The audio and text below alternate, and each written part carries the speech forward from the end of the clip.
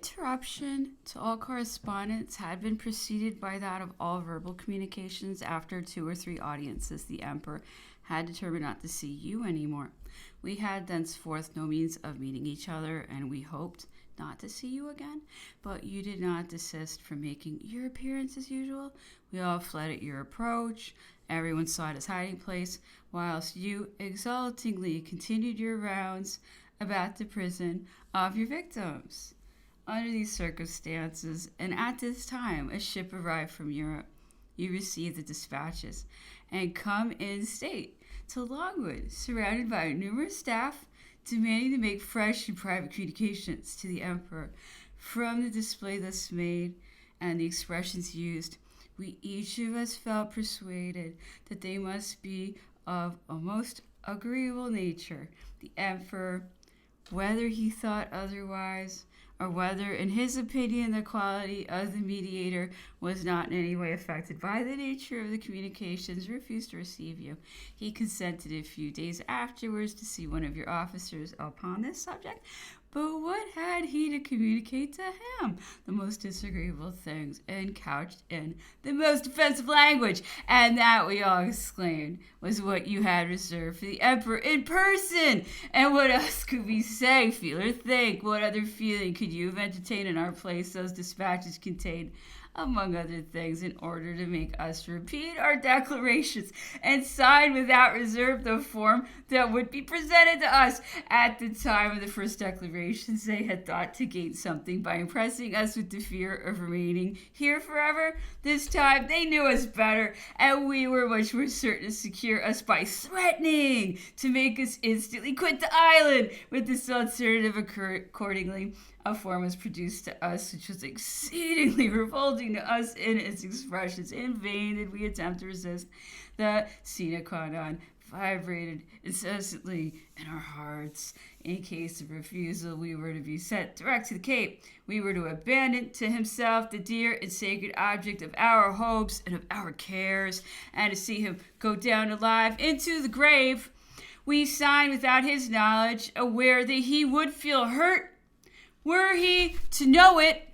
He was irritated by so many vexations. We signed in the silence of night whilst he was reposing, and we congratulated ourselves that we had gained this triumph over his personal intentions.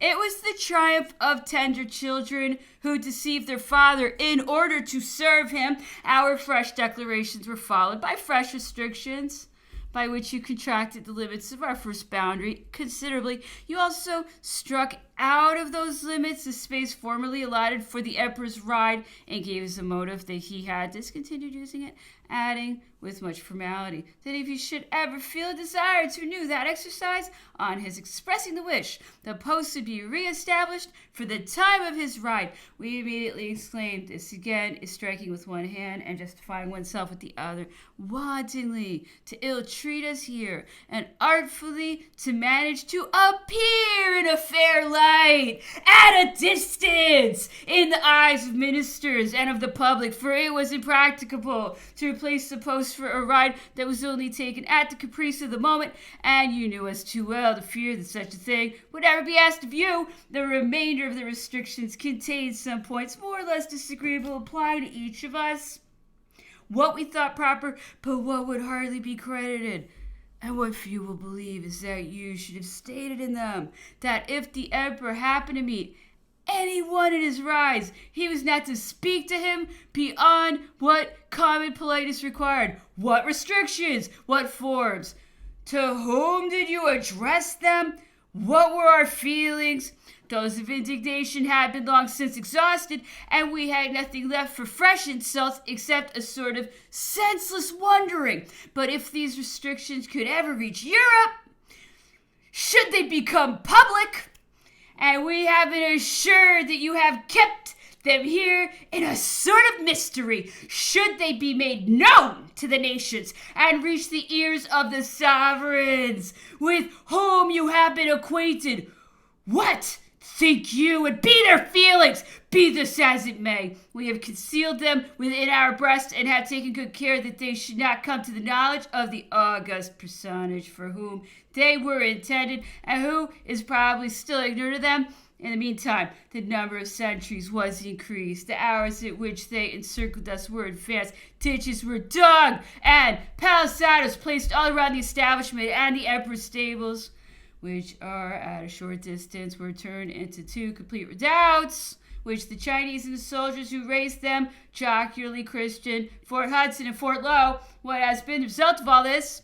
That the emperor, to whom exercise on horseback had been rendered irksome, who had limited himself to a few walks around the garden and in the wood, meeting at every turn some object calculated to shock him, has now confined himself to his apartment, where you will undoubtedly soon occasion his death. Medical men think that the absolute want of exercise is rapidly hastening his dissolution. They must have told you so, and this certainly is his own opinion. You reply that it is the emperor's own free will, and that you consider yourself absolved from the consequences of the event, but does it not follow that you must have rendered life wholly insupportable to him, if you thus confess that he calls and wishes for death?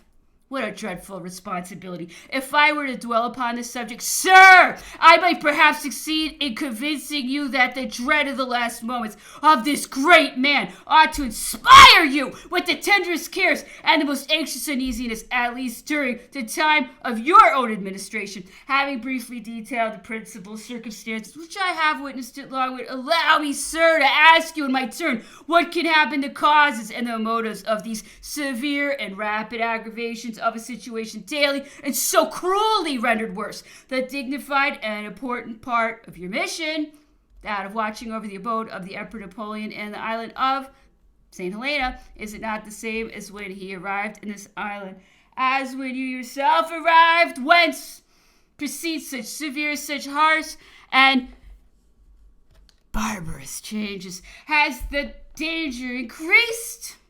Have the chances augmented? Have you discovered any plots? Had any correspondence been established? Have you got any clue? Can you point out any facts or justify any suspicions? Certainly not.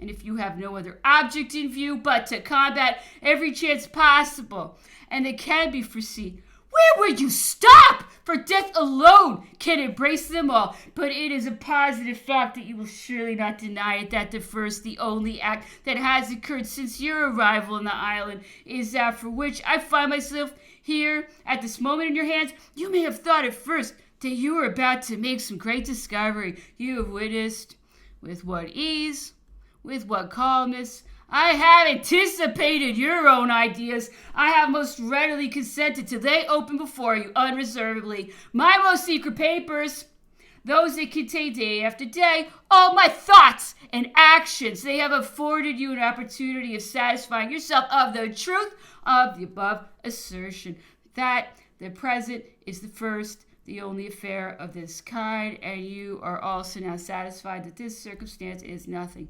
less than nothing. It is therefore true, or at least we could not but think so, and every impartial man will join us in believing that all your measures have been directed by bitterness, irritation, and personal feelings much more than by the cause of public duty. No person is less disposed than I am to prejudge evil, but I know that men and their decisions are too often influenced by secret impulses which elude their own observation and lie concealed in the folds of their hearts.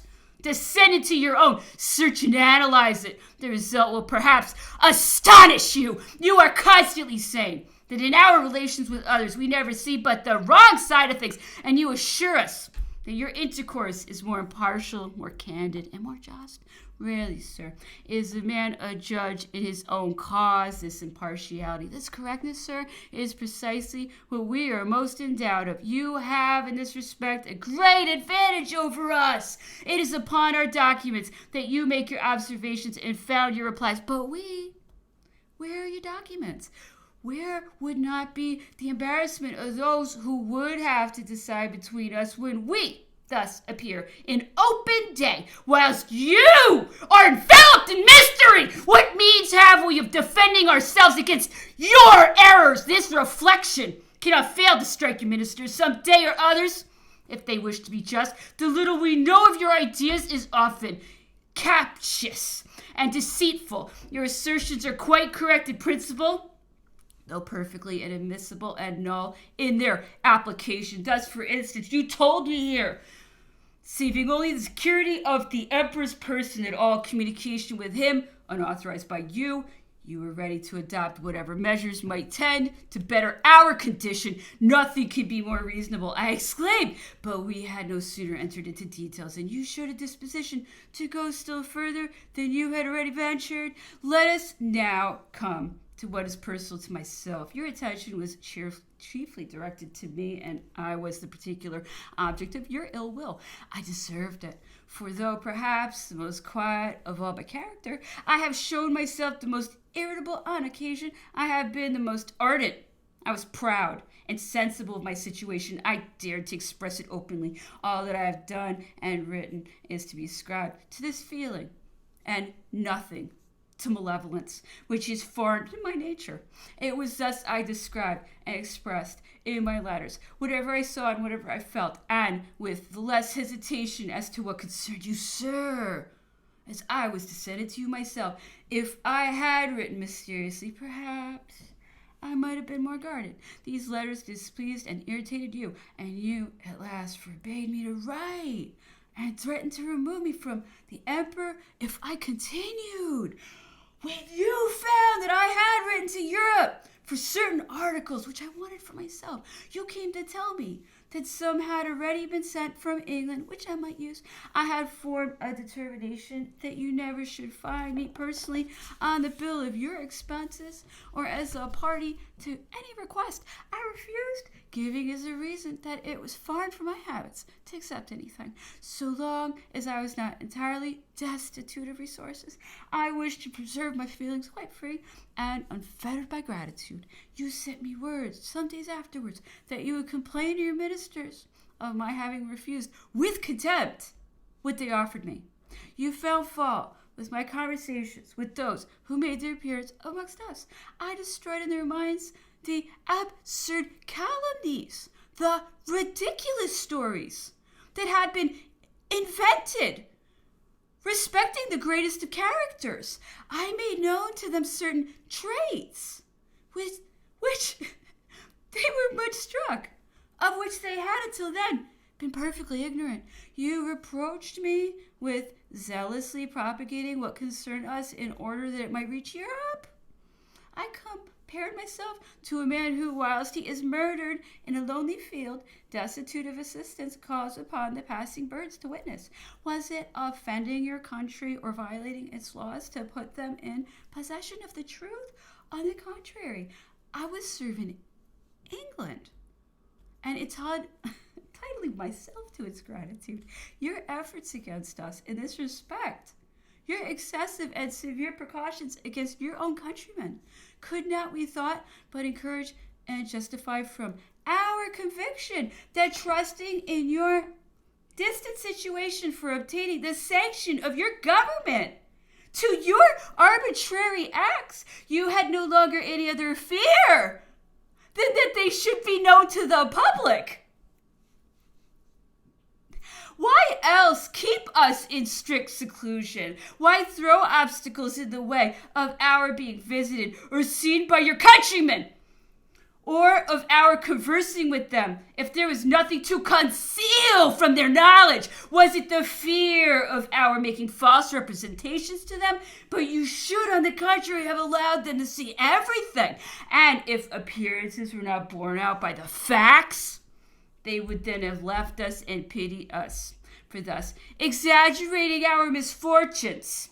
When the question arose about removing someone from the emperor's person, you declared that your choice should fall upon me, if you did not think me useful to him. In short, your insinuations against me and your warnings to me were repeated on every occasion. They were, I confess, a matter of indifference to me. When a martyr has reached a certain point, he no longer calculates his tortures, or rather, perhaps, he's actually pleased with them. I had long since reached that point. In a physical as well as a moral sense, the measure was filled. I was literally speaking, hardly sheltered from the inclemencies of the weather in my apartment. If it rained, I was drenched. If the sun shone, I was suffocated. My son and myself had no other bedroom than a space sufficient for 2 very small beds. Newgate had been a better place, but for the sacred cause that gave vigor to my mind, my body would certainly have yielded long ago. You ought not to have been ignorant of this. If I had persisted in never preferring a complaint to you upon this subject, I did what became me. It was your business to remedy the evil. He is bound to watch over me, said I, for good as well as for evil. The truth is that we appear to have been considered as objects of reprobation for whom anything is too good.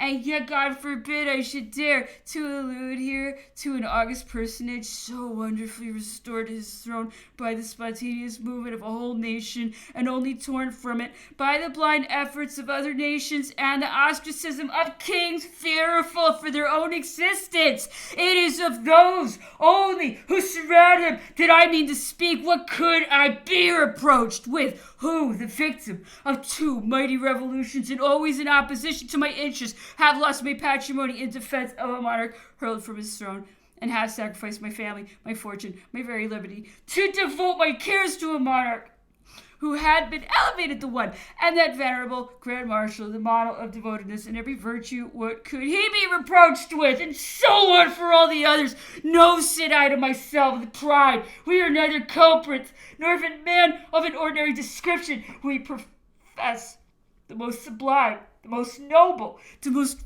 rarer virtues. We give a noble example to the world. Our memories will be forever engraved on all generous hearts. We are here upholding the honor of those by whom kings are surrounded. After the example which we have set, it will no longer be said that unfortunate monarchs find neither devotedness, fidelity, nor love. Or it must be admitted at least that Napoleon had created those feelings.